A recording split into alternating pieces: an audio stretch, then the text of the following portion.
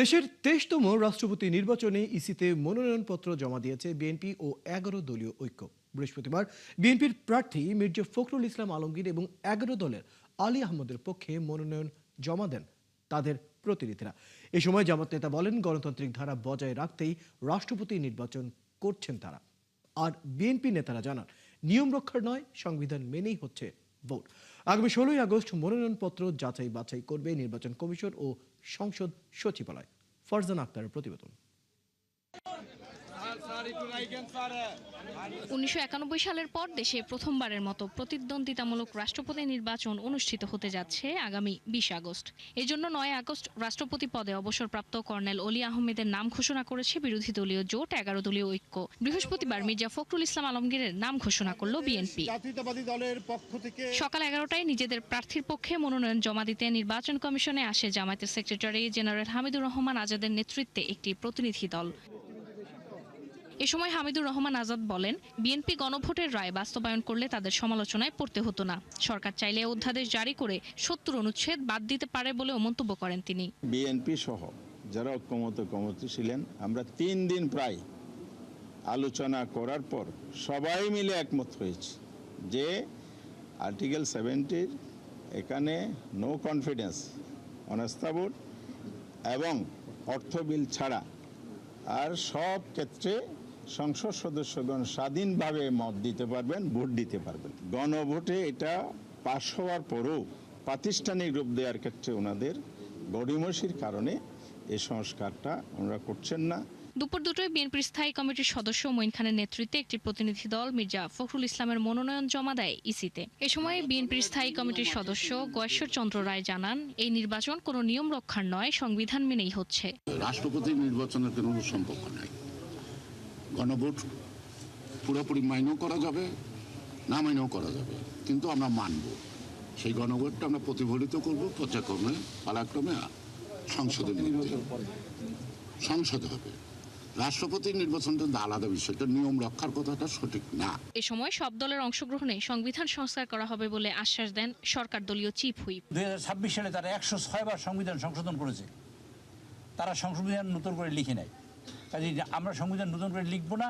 আমরা যা একটা কমাও যদি পরিবর্তন করি সেটাই হবে সংবিধানের সংস্কার। একটা কমা পরিবর্তন করে যদি সংস্কারই হবে, প্রত্যেকটা শব্দই সংস্কার আমরা যদি পরিবর্তন করি, আবার আর কাজটাই হবে সংশোধনের কাজ। দেশের 23তম রাষ্ট্রপতি নির্বাচনে অংশ নেয় বিরোধী দলীয় জোটকে স্বাগত জানিয়েছে বিএনপি। আমি তাদেরকে স্বাগত জানাই যে তারা রাষ্ট্রপতি নির্বাচনকে প্রত্যাখ্যান না করে অংশগ্রহণ করছে। এদিকে রাষ্ট্রপতি নির্বাচনের মনোনয়ন জমার শেষ দিন নির্বাচন কমিশনে ব্রিফ করেন ইসির সিনিয়র সচিব। তিনি জানান, 3টি মনোনয়নপত্র জমা পড়েছে রাষ্ট্রপতি পদে। বিএনপি থেকে মির্জা ফখরুল ইসলাম আলমগীরের পক্ষে একটি ও 11 দলীয় জোটের প্রার্থী অলি আহমেদের পক্ষে 2টি মনোনয়ন জমা পড়ে। 3টা মনোনয়নপত্র পেয়েছি। 3টার ভিতরে একজনা ডক্টর অলি আহমেদ বীর বিক্রম, ওনার মনোনয়নপত্র পেয়েছে 2টা, আর মির্জা ফখরুল ইসলাম আলমগীর ওনার মনোনয়নপত্র পেয়েছে 1টা। মনোনয়নপত্র যাচাই বাছাই নির্বাচন কমিশনের সাথে সংসদ সচিবালয়ে কাজ করবে বলেও জানান তিনি। প্রতিদ্বন্দ্বী প্রার্থী হচ্ছেন 2 জন। ফারজানা আক্তার, 71, ঢাকা। সময় সুযোগ ও দেশের স্বার্থ মিলিয়ে প্রধানমন্ত্রী তারেক রহমান ভারত সফর করবেন বলে জানিয়েছেন পররাষ্ট্র প্রতিমন্ত্রী শামা ওবায়দ। তিনি বলেন, দুই দেশের সরকার প্রধানরা আলোচনায় বসলে অনেক সমস্যার সমাধান হবে। ভারতের উচিত হবে সেই সুযোগের সদ্ব্যবহার করা। বৃহস্পতিবার বিকেলে পররাষ্ট্র মন্ত্রণালয়ে সাংবাদিকদের প্রশ্নের জবাবে প্রতিমন্ত্রী এসব কথা বলেন। নাদিয়া শারমিনের রিপোর্ট। বিমস্টেকের চেয়ারম্যান হিসেবে দিল্লিতে আসন্ন ব্রিক্স সম্মেলনে প্রধানমন্ত্রী তারেক রহমানকে আমন্ত্রণ জানিয়েছেন ভারতের প্রধানমন্ত্রী নরেন্দ্র মোদী। দায়িত্ব নেয়ার পরপরই নতুন প্রধানমন্ত্রী হিসেবেও আমন্ত্রণ জানিয়েছিলেন ভারত সফরের জন্য। কিন্তু শেখ হাসিনা ইস্যুতে সম্প্রতি দেশটির সাথে টানাপোড়েনে প্রধানমন্ত্রীর দিল্লি সফর নিয়ে ধোঁয়াশা দেখা দেয়। অবশ্য প্রতিবেশী দেশটির সাথে সম্পর্ক এগিয়ে নিতে চায় বর্তমান সরকার। ভারত সফর নিয়ে এখনো সিদ্ধান্ত চূড়ান্ত না হলেও বৃহস্পতিবার নিজ দপ্তরে সাংবাদিকদের তেমনই ইঙ্গিত দেন পররাষ্ট্র প্রতিমন্ত্রী। সরকার ব্যস্ত আছে, মাননীয় প্রধানমন্ত্রী ব্যস্ত আছেন, তার মধ্যেই যদি সবকিছু মেলে অবশ্যই ভারত সফর হবে, জাপান সফর হবে, সব সফরই হবে, সেটা দেখা যায়। ভারত সহ সব দেশ সফরের ব্যাপারেই সরকার ইতিবাচক বলে মন্তব্য করেন প্রতিমন্ত্রী। আমরা সকল দেশ সফরের ক্ষেত্রেই আমরা বাংলাদেশ সরকার পজিটিভ আছে, কিন্তু এটা নির্ভর করবে মাননীয় প্রধানমন্ত্রীর সময়ের উপরে এবং দুই দেশের আলোচনার কতটুকু আগাচ্ছে সেটার উপরে। ভারতের সাথে সম্পর্ক স্বাভাবিক করা নিয়ে প্রশ্নেরও উত্তর দেন শামা ওবায়দ। যখন দুই দেশের প্রধান কথা বলেন, দ্বিপাক্ষিক আলোচনা হয়, তখন অনেক সমস্যা সমাধানেরই সুযোগ থাকে। সেই সুযোগটা তো আছেই, রয়ে গেছে, এবং ভারতের দিক থেকেও উচিত হবে সেই সুযোগের সদ্ব্যবহার করা। একজন সাজাপ্রাপ্ত আসামি যখন ভারতের মাটিতে বসে কথা বলে, সেটা বাংলাদেশের জনগণ সেটা ভালোভাবে নিবে না, নেয় না। এখন পর্যন্ত জাতিসংঘের সাধারণ পরিষদের সভাপতি পদে বাংলাদেশের পররাষ্ট্রমন্ত্রীর জয়সহ সরকারের 180 দিনের সাফল্যের কথাও জানান তিনি। নাদিয়া শারমিন, 71, ঢাকা।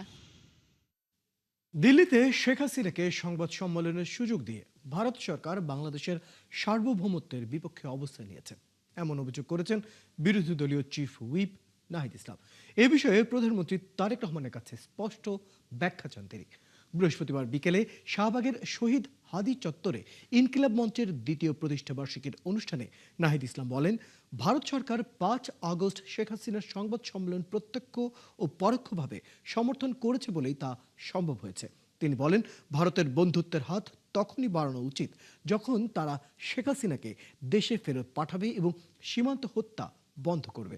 ওসমান হাদি সম্পর্কে নাহিদ ইসলাম বলেন, যুগ যুগ ধরে এদেশের মানুষের অন্তরে বেঁচে থাকবেন তিনি।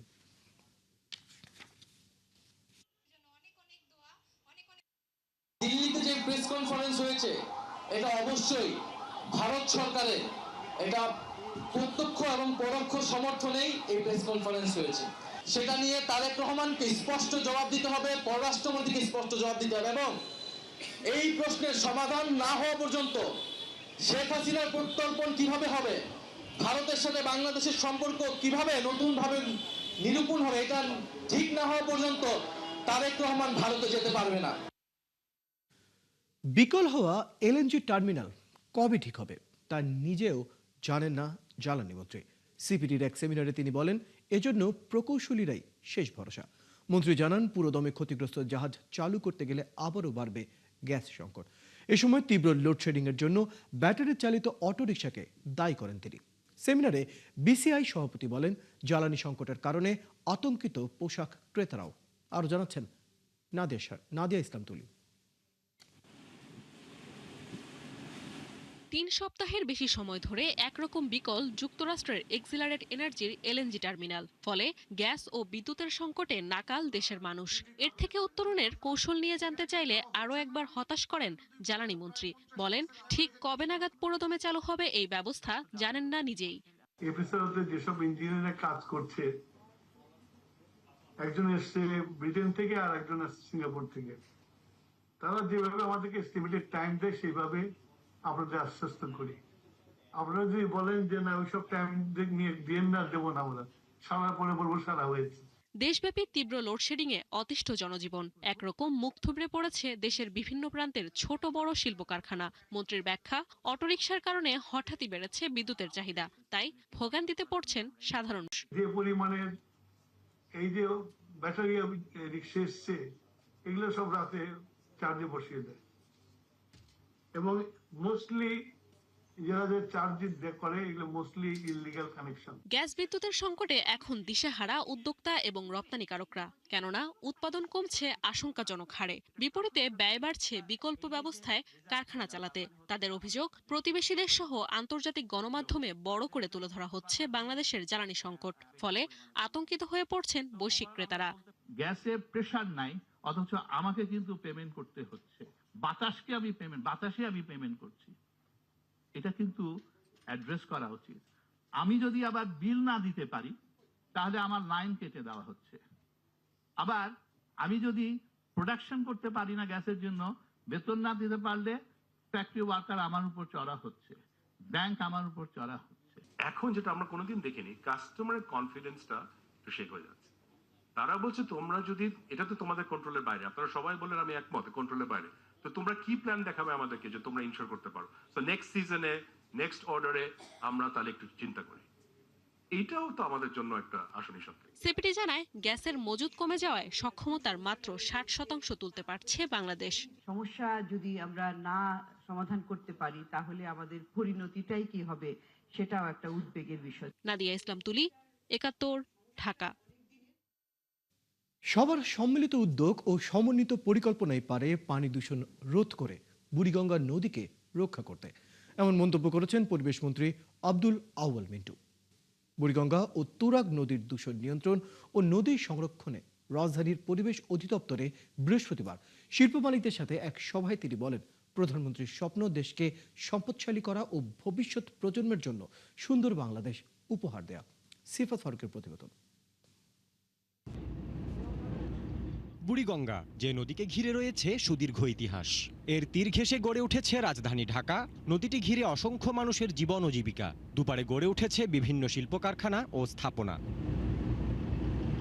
তবে দীর্ঘদিন নদী তীরের কারখানাগুলোর বর্জ্যে দূষিত হচ্ছে বুড়িগঙ্গা, তুরাগ সহ আশেপাশের নদীগুলো। ব্যাহত হচ্ছে প্রাকৃতিক ভারসাম্য, ভরাট হয়ে যাচ্ছে নদী। বুড়িগঙ্গা ও তুরাগ নদীর দূষণ নিয়ন্ত্রণ ও নদী সংরক্ষণে এই মতবিনিময় সভায় দূষণের কারণ এবং প্রতিকারের বিভিন্ন বিষয় উঠে আসে। বক্তারা বলেন, শিল্প মালিকদের দূষণ রোধে সচেতন হতে হবে। একই সাথে কারখানার বর্জ্য শোধনাগারের জন্য থাকতে হবে ইটিপি প্ল্যান্ট।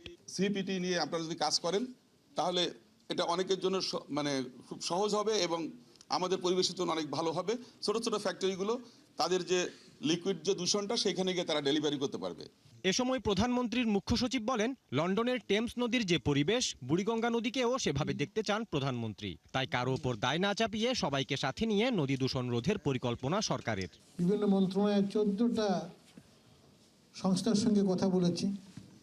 সর্বশেষ বাংলাদেশ নৌবাহিনী তাদের উপস্থাপনায় আমাদের একটা স্বপ্ন দেখিয়েছেন এবং এখন আমি আশাবাদী যে আপনাদের সহযোগিতা পেলে বুড়িগঙ্গা, তুরাগ, ধলেশ্বরী আর শীতলক্ষাকে টেমস নদী করা যায়। সভায় পরিবেশ মন্ত্রী আব্দুল আউয়াল মিন্টু বুড়িগঙ্গা, তুরাগ নদীর দূষণ রোধে সকলকে ঐক্যবদ্ধ হওয়ার আহ্বান জানান। ইটিভি স্থাপন করে সেজন্য আমরা অবিলম্বে কাজ আরম্ভ করব। বাট আমরা চাচ্ছি একটা দূষণ মুক্ত সমাজ থেকে আমরা উন্নতি চাই। সেই উন্নতির জন্য আমরা একত্রে কাজ করতে চাই। শুধু নদী দূষণ নয়, সকলের সমন্বিত উদ্যোগ ও জনসচেতনতা শব্দ এবং বায়ু দূষণ সহ সকল সমস্যা দূর করে একটি নিরাপদ ও স্বাস্থ্যকর পরিবেশ তৈরি করা সম্ভব বলে মনে করেন তিনি। আমরা একজন সামাজিক, এখন ব্যবসা বাদ দেন, ব্যবসা হিসাবে চিন্তা করেন না, একজন বাংলাদেশি হিসাবে চিন্তা করেন। সিফাত ফারুকি, ৭১, ঢাকা।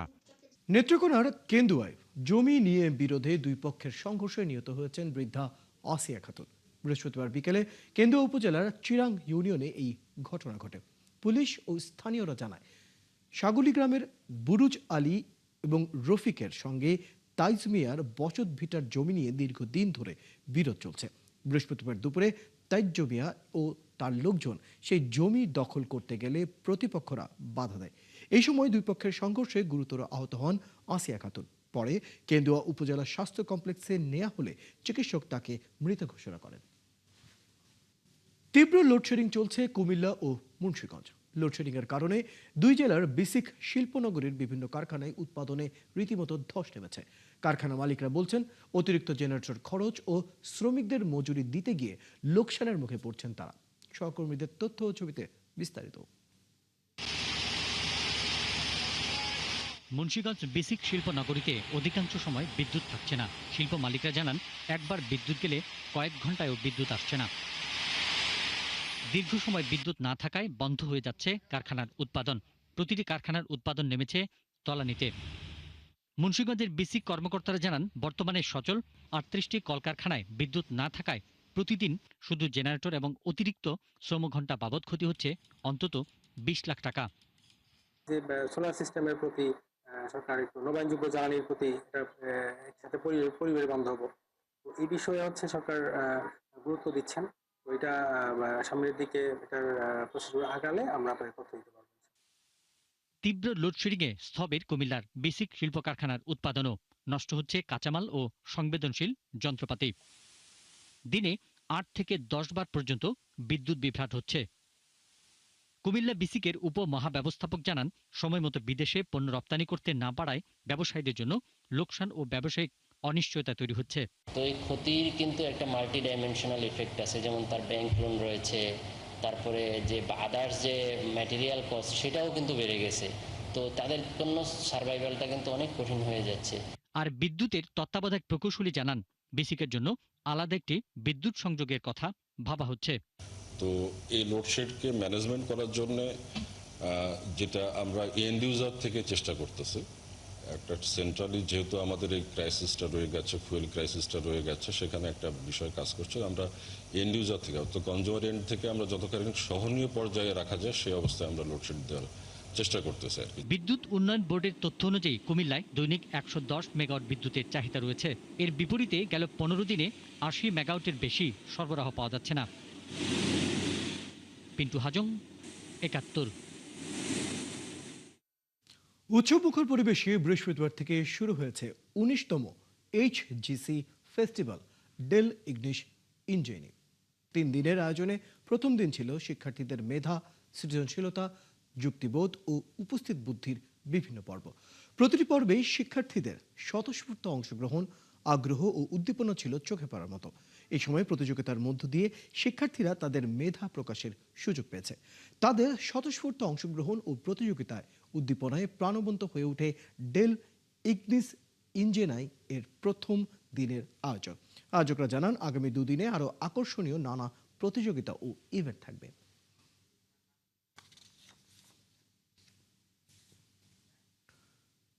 রাজধানী ঢাকা রিজেন্সি হোটেলের সেলিব্রেশন হলে হয়ে গেল উডমাস্টার ল্যাকার রিলঞ্চ 2026। কাঠের সৌন্দর্য, স্থায়িত্ব ও প্রিমিয়াম ফিনিশিংয়ের নতুন মানদণ্ড তৈরির লক্ষ্যে এই আয়োজন করা হয়। অনুষ্ঠানে উডমাস্টারের ডিলার, রিটেইলার, ব্যবসায়িক অংশীদার ও প্রতিষ্ঠানের ঊর্ধ্বতন কর্মকর্তারা উপস্থিত ছিলেন। আয়োজকরা জানান, উডমাস্টার ল্যাকার হল কাঠের উন্নত মানের ফিনিশিং, দীর্ঘস্থায়ী সুরক্ষা ও সৌন্দর্য নিশ্চিত করার আধুনিক সমাধান। উন্নত গুণগত মান ও বর্ধিত কার্যকারিতার মাধ্যমে এই পণ্য গ্রাহকদের কাছে আরও সমাদৃত হবে। অনুষ্ঠানে ডিলারদের অবদানের স্বীকৃতি দেওয়া হয়।